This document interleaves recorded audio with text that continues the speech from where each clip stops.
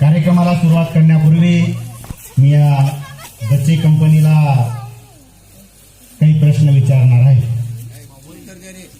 ज्यानं उत्तर देईल त्याला मी पुस्तक भेट देणार आहे. तर मुलींसाठी प्रश्न. छत्रपती शिवाजी महाराजांच्या आईचं नाव काय होतं? आणखीन कोण? बघा, छत्रपती शिवाजी महाराजांच्या आईचं नाव काय होतं? वा वा, बोल वा.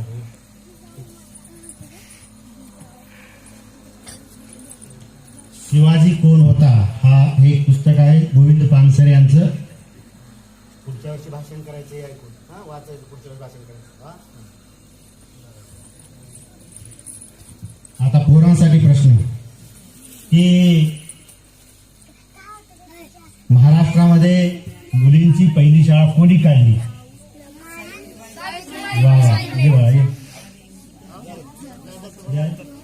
या या.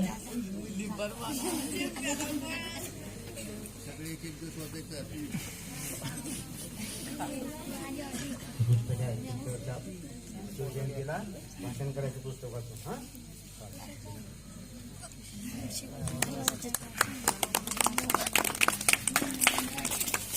ज्याने संपूर्ण विश्वाला शांती आणि समतेचा संदेश दिला ते महात्मा गौतम बुद्ध.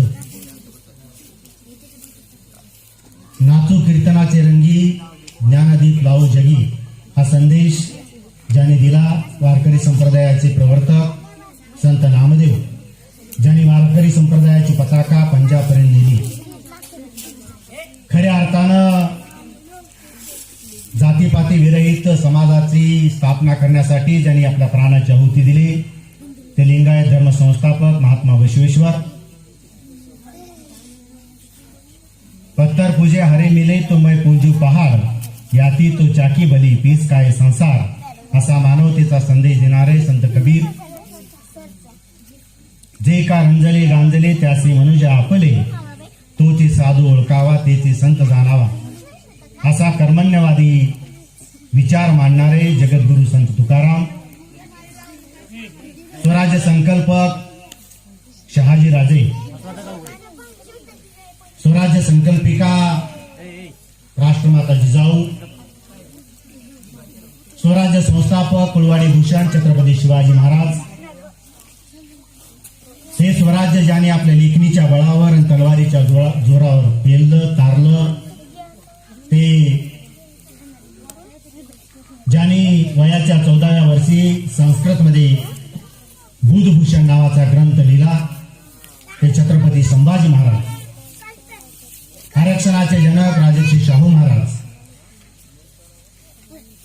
ज्यांनी पहिली शिवजयंती साजरी केली ते क्रांतीसूर्य ज्योतिबा फुले. शिक्षणाची खरी देवता सावित्रीबाई फुले.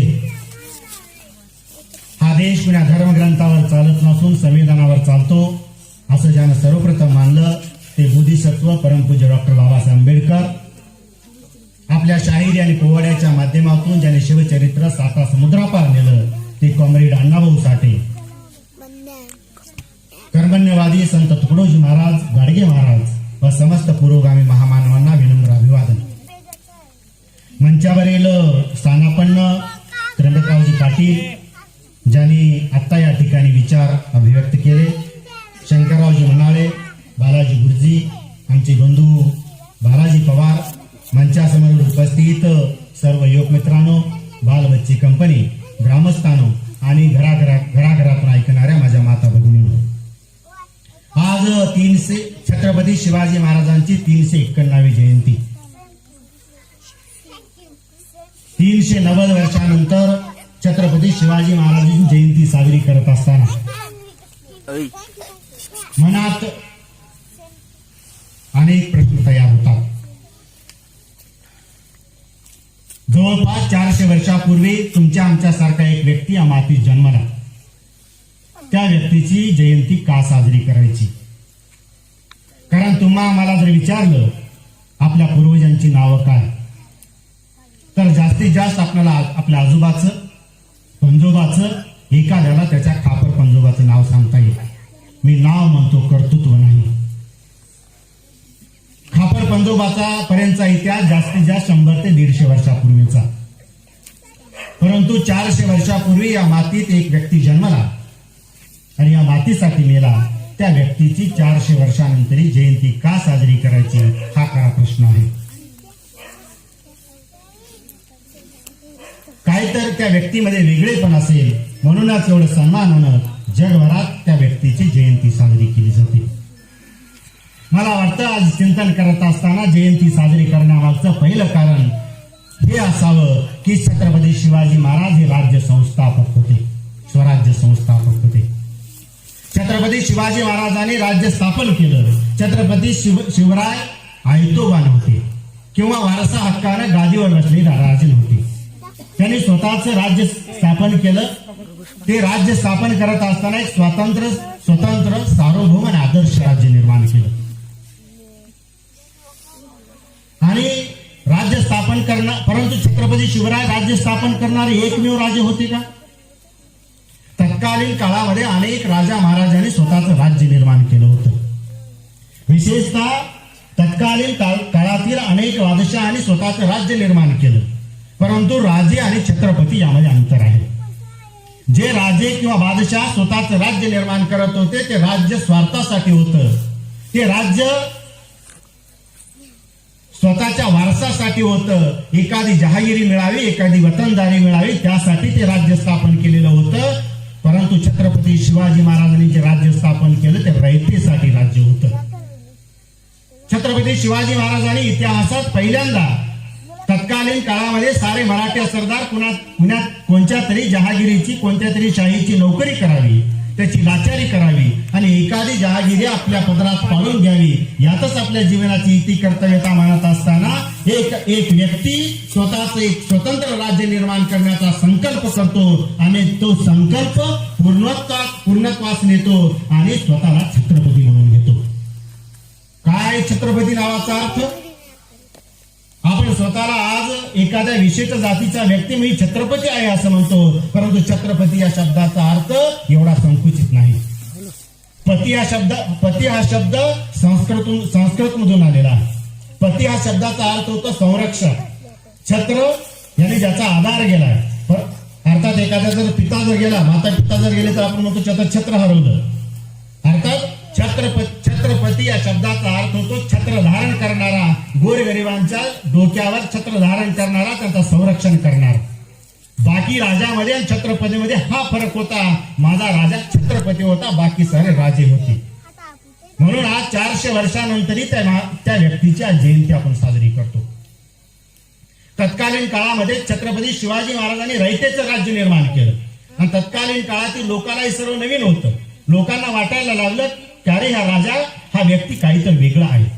आणि म्हणूनच तत्कालीन काळामध्ये लोक या राजासाठी, राज्यासाठी मरायला तयार झाली. इतिहास तर आपल्याला सर्वांनाच माहित आहे की सिद्धी जोहरनं पन्हाळगडाला वेढा दिला. महिनो मागून महिने लोटत होते, परंतु त्या वेड्यामध्ये ढिलाई पडत नव्हती. बाहेरून सिद्धी हिलालच्या माध्यमातून नेताजी पालकर आक्रमण करतो, त्यामध्येही त्याचा पराभव होतो. छत्रपती पन्हाळगडावर अडकून पडलेले आहेत, बेचैन होतात. बाहेर निसटण्याचा कोणताही मार्ग त्यांना दिसत नाही, परंतु ते व्यवस्थित नियोजन करतात आणि एके दिवशी पन्हाळगडावरून निसटतात. जेव्हा सिद्धी जोहरला ही बातमी समजते की शिवाजी निघून गेला, तेव्हा पळापळी सुरू होते आणि एकदाचा शिवाजी पकडला जातो. पकडल्या गेलेल्या सिद्धी जोहरच्या समोर त्या शिवाजीला उभा केलं जातं आणि सिद्धी जोहरला तर आकाश ठेंगणं वाटायला लागतं. अरे शिवाजी म्हणतात तो हाच का? परंतु त्याच दरबारामध्ये अफजल खानाचा मुलगाही होता आणि अफजल खान उठला आणि सिद्धी जोहरच्या कानात काहीतरी सांगितलं. अफजल खानाच्या मुलानं, अफजल खान मधामध्ये शिवाजी महाराजाला पाहिलेलं होतं. अफजल खानाच्या मुलाने सिद्धी जोहरला सांगितलं की हा खरा शिवाजी नसून हा खोटा शिवाजी आहे. तेव्हा सिद्धी जोहर त्या पकडल्या गेलेल्या शिवाजीला म्हणाला, बोल तू कोण है? तो पकडलेला व्यक्ती म्हणाला, मी शिवाजी आहे. जास्त चौकशा केल्यानंतर तो म्हणाला, हा मी शिवाजी आहे, परंतु शिवाजी भोसले नसून शिवाजी काशीद आहे. तेव्हा सिद्धी जोहरने त्या शिवाजी काशीदला प्रश्न केला. शिवाजी काशीदची जात होती न्हावी. शिवाजी काशीदला सिद्धीजवळनं प्रश्न केला, अरे तू पकडला जाणार, तू मारला जाणार, तुझे तुकडे तुकडे केले जाणार, तरीही तू खोटा शिवाजी का बनलास? तेव्हा शिवा काशीद म्हणाला, मी पकडलो जाणार, माझे तुकडे तुकडे केले जाणार, हे मला माहित असूनही मी यासाठी शिवाजी बनलो, मी खोटा शिवाजी यासाठी बनलो, या स्वराज्यासाठी, आणि मी एक दिवसाचा का होईना राजा झालो, थोड्या वेळापुरते का होईना माझ्या अंगावर राजवस्त्र आली, माझ्या जीवनाचं सोनं झालं, अर्थात व्हायचा तो परिणाम झाला. त्या शिवा काशीदचे तुकडे तुकडे केले गेले, परंतु आपल्या बलिदानाच्या माध्यमातून शिवा काशीद अमर झाला.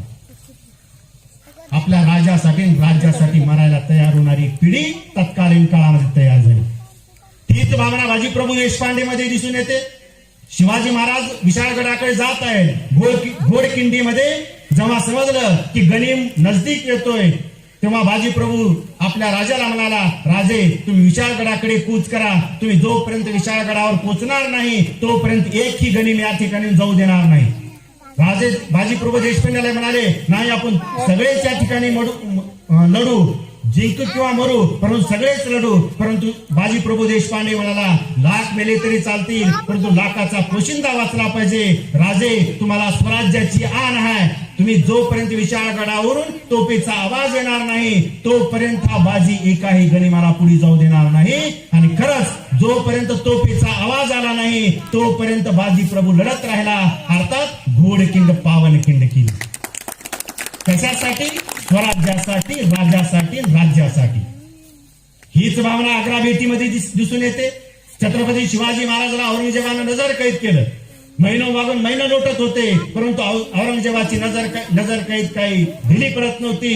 छत्रपती शिवाजी महाराज मिठाईच्या पिटाऱ्यातून शंभू राजासह निघाले, आणि परंतु छत्रपती शिवाजी महाराजांच्या बिछाण्यावर झोपणारा हिरोजी पर्जत आणि मदारी मेहतर केवढे सामर्थ्यशाली असतील कल्पनाही करू शकत नाही. औरंगजेबाची नजर कैद आहे, सापडलो तर तुकडे तुकडे केले जाणार हे माहीत असून छत्रपती शिवाजी महाराजांच्या बिछाण्यावर झोपणारे मदारी मेहतर आणि हिरोजी पर्जत फक्त आणि फक्त स्वराज्यासाठी, राज्यासाठी स्वतःचे बलिदान देण्यासाठी तयार झाले.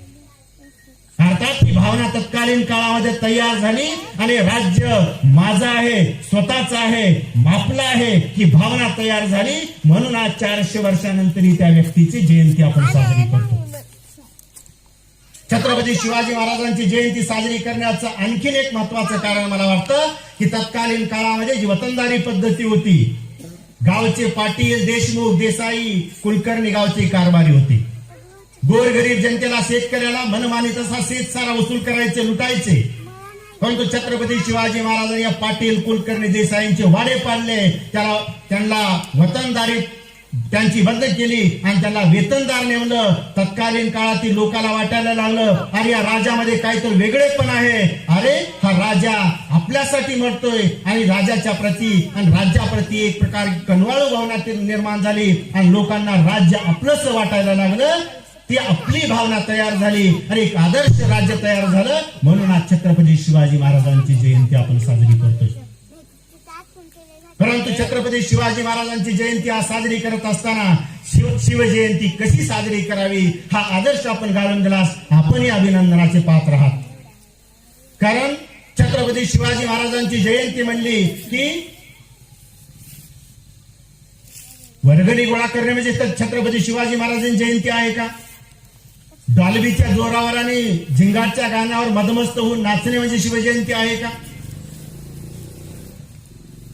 गाड्याचे सायलेन्सर काढावेत आणि इतर धर्मीयांच्या गल्ली बोळातून इतर धर्मीयावर दबाव निर्माण करण्यासाठी जोरात जय भवानी जय शिवाजीचा नारा देऊन त्या इतर धर्मीयावर इम्प्रेशन मारणं म्हणजे शिवजयंती आहे का? स्वतः शिवाजी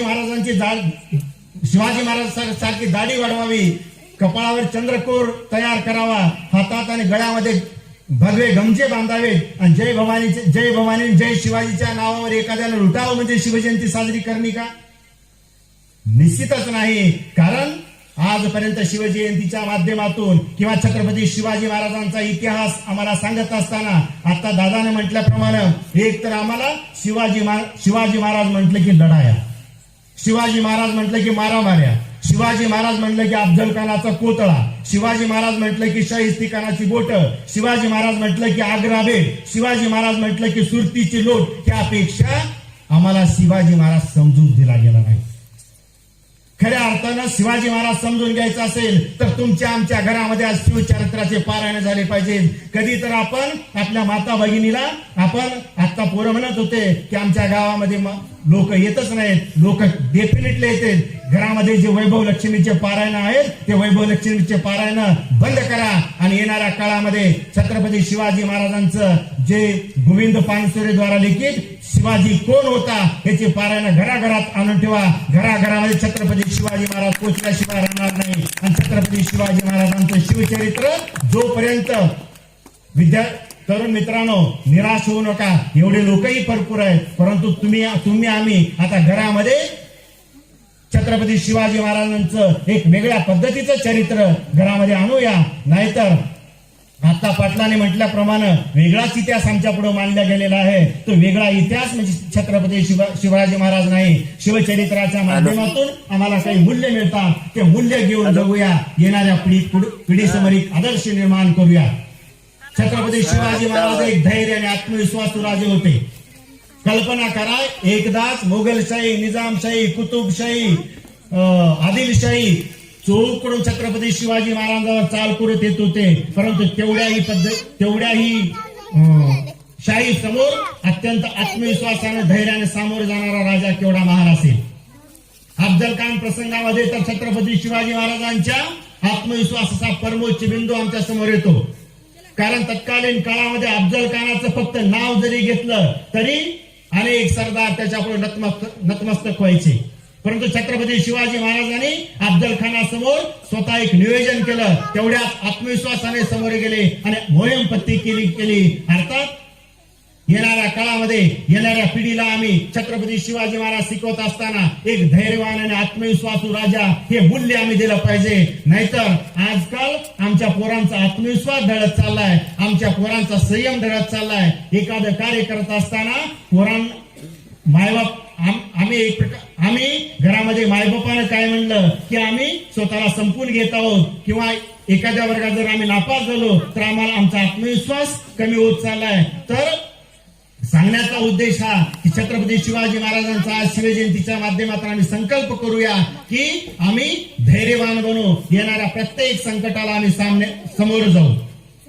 त्याचबरोबर छत्रपती शिवाजी महाराज एकीकडे आम्हाला सांगत असताना छत्रपती म्हणजे मोडेन पण वाकणार नाही. परंतु छत्रपती शिवाजी महाराजांनी हे मूल्य आम्हाला दिलं नाही. छत्रपती शिवाजी महाराजांना आम्हाला मूल्य दिलं की वेळेवर वाकायला बेसी, संयमाचं मूल्य दिलं. कारण राजा जयसिंहाबरोबर छत्रपती शिवाजी महाराजांनी पुरंदरचा तह केला. छत्रपती शिवाजी महाराजांची त्या पुरंदरच्या तहामध्ये सर्व संपत्ती गेली. गड किल्ले सारं तहामध्ये द्यावं लागलं.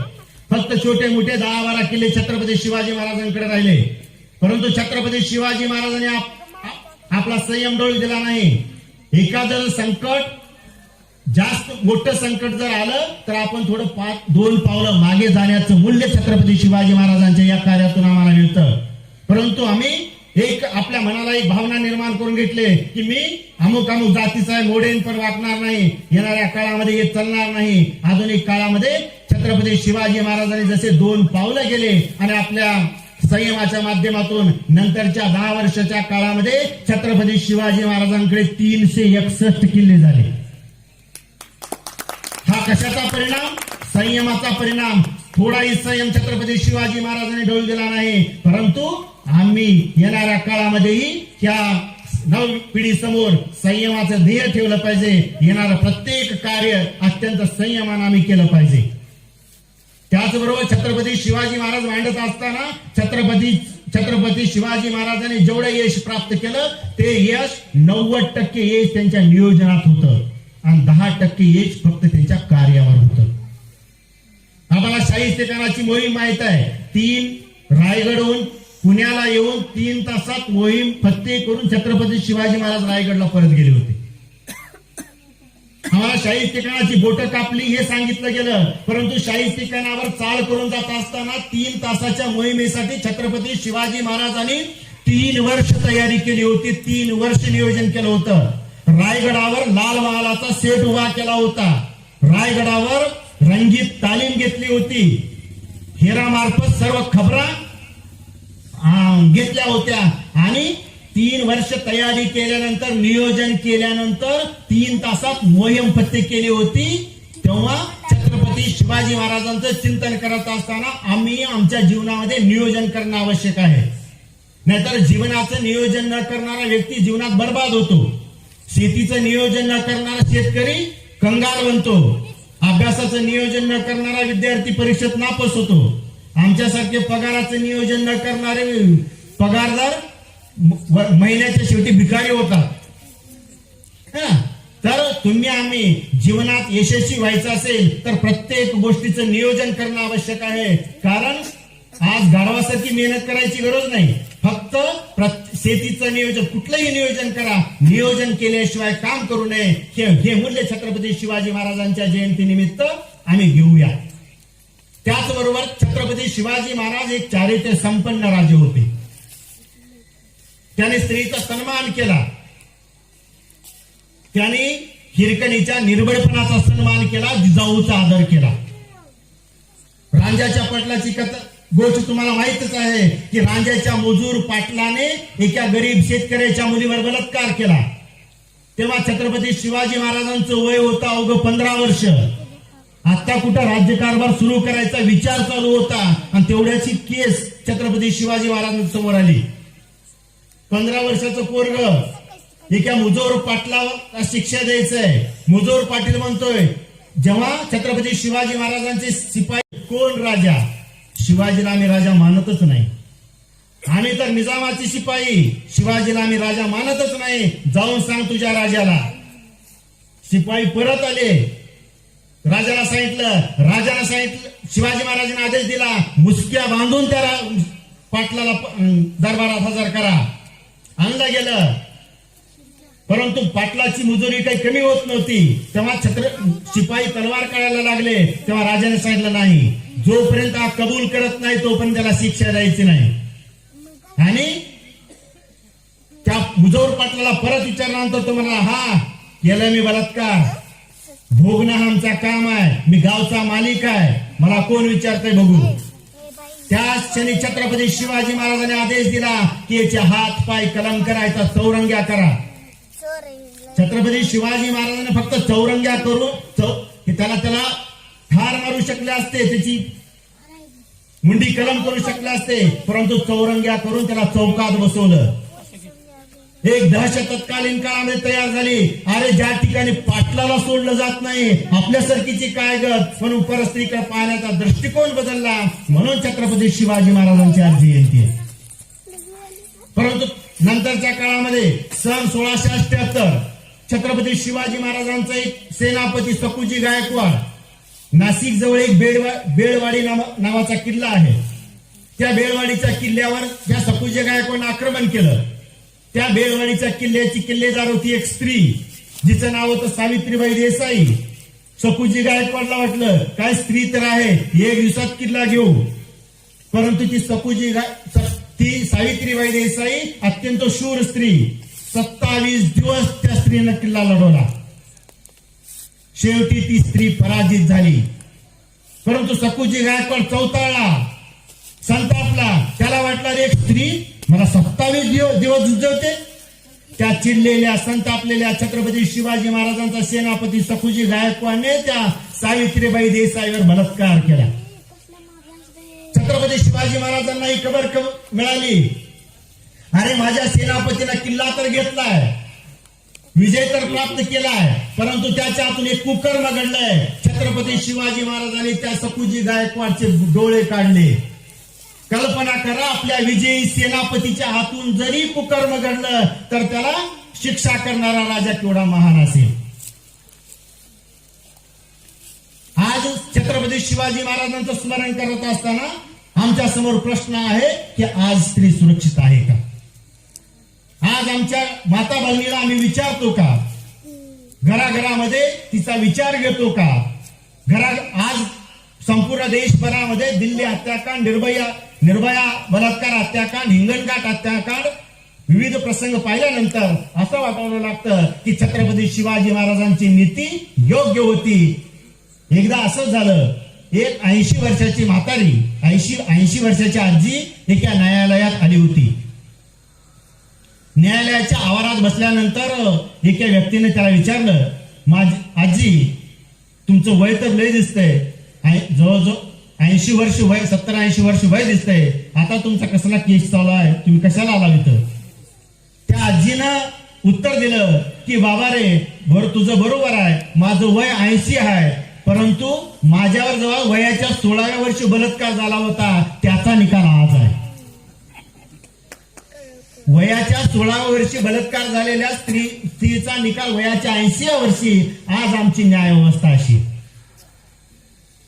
तेव्हा तुम्ही आम्ही आज या शिवजयंतीच्या माध्यमातून संकल्प करूया, छत्रपती शिवाजी महाराजांना आपल्या गावामध्ये किंवा आजूबाजूला परस्त्रीकडे पाहण्याचा दृष्टिकोन बदलूया. नाहीतर एकीकडे छत्रपती शिवाजी महाराजांचं नाव घ्यायचं आणि दुसरीकडे आमच्या माता भगिनीला जर आम्ही सन्मान देत नसू, घरातील पती पत्नीला जर सन्मान देत नसू, घरातील आईबापाला जर घराच्या बाहेर काढत असू, तर छत्रपती शिवाजी महाराजांचं नाव घेण्याचा आम्हाला अधिकार नाही.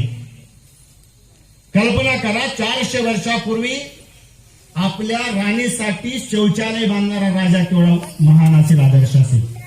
कधी रायगडावर गेला, अवश्य जा. एक वेळ बालाजीला नाही गेलं तरी चालेल, परंतु रायगडावर अवश्य जा. रायगडावर गेल्यानंतर छत्रपती शिवाजी महाराजांच्या समाधीचं दर्शन अवश्य घ्या, जगदीश्वराच्या मंदिराचं अवश्य दर्शन घ्या, परंतु राणी वशेच्या पाठीमागे असलेल्या शौचालयातलाही थोडं त्या ठिकाणी भेट द्या. जसे आपण आता म्हणतो की शौचालयाचे भांडे इंग्रजांचे आहेत, परंतु हे चुकीचं आहे. इंग्रजांनी शिवाजी महाराजांच्या त्या भांड्याची कॉपी पेस्ट केली आणि तिकडून पुन्हा आमच्याकडे आले. अजूनही दगडाचे भांडे जशाला तसे भांडे त्या राणी वशेच्या पाठीमागे आहेत.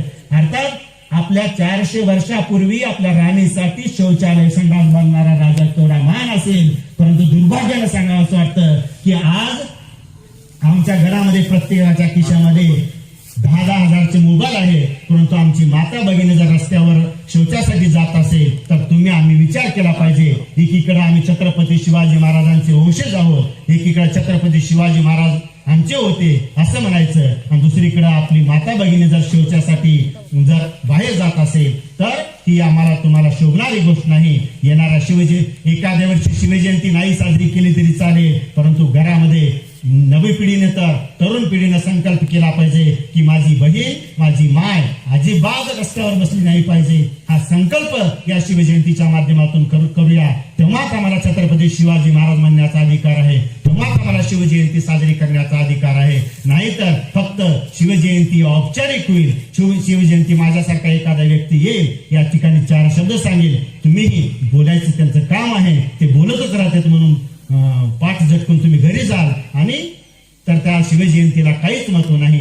तेव्हा या शिवजयंतीच्या माध्यमातून आज निमित्तानं संकल्प करूया की छत्रपती शिवाजी महाराजांनी जसं आपल्या माता भगिनीला सन्मान दिला तसाच सन्मान